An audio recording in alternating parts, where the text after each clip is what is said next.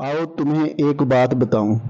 इस मुश्किल वक्त में सुन लो, अल्लाह अपनी स्कीम में मुदाखलत पसंद नहीं करता।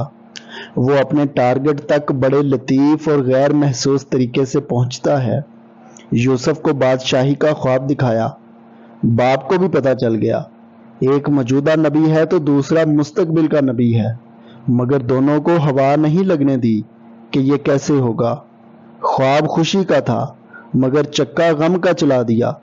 यूसुफ 2 किलोमीटर दूर कुएं में पड़ा है, खुशबू नहीं आने दी।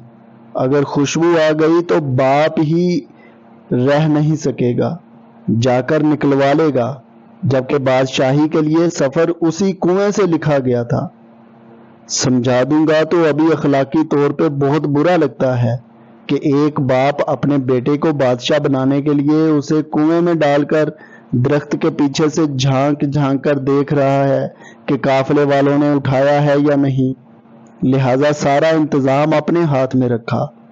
अगर यूसुफ के भाइयों को पता होता कि इस कुएं में गिरना बादशाह बनना है और वो यूसुफ की मुदाखलत करके असल में उसे बादशाह बनाने में अल्लाह की तरफ से इस्तेमाल हो रहे हैं, तो वो एक दूसरे की मिन्नतें करते कि मुझे धक्का दे दो।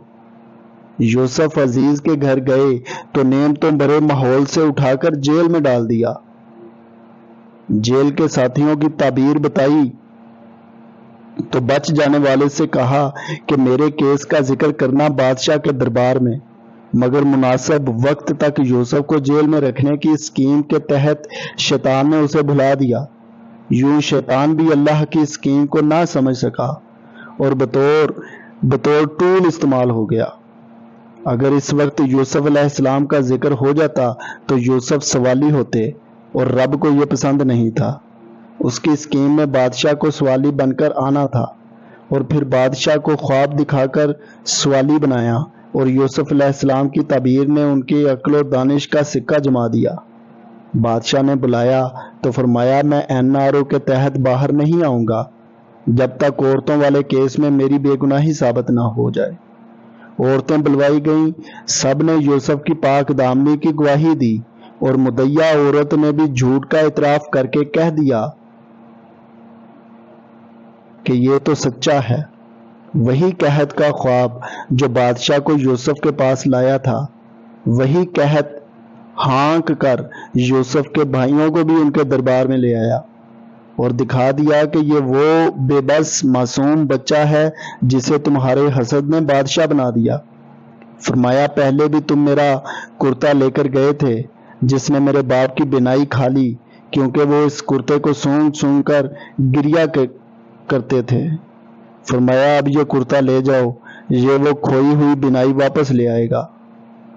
अब यूसुफ नहीं, यूसुफ का कुर्ता मिस्र से चला है तो किनान के सहरा महक उठे हैं, याकूब चीख पड़े हैं।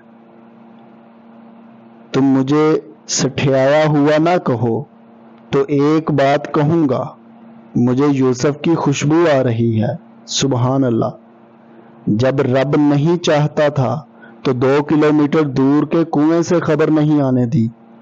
जब स्विच ऑन किया है तो मिस्र के किनान तक खुशबू सफर कर गई।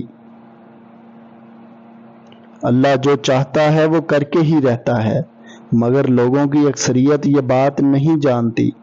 याद रखें, आया हुआ सख्त वक्त शायद आपके बारे में अल्लाह की खैर की स्कीम को ही कामयाब बनाने की कोई खुदाई चाल हो।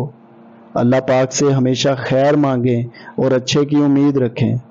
अल्लाह हम सब पर अपना रहमो करम और आफियत दरगुजर का मामला फरमाए। आमीन या रब्बुल आलमीन।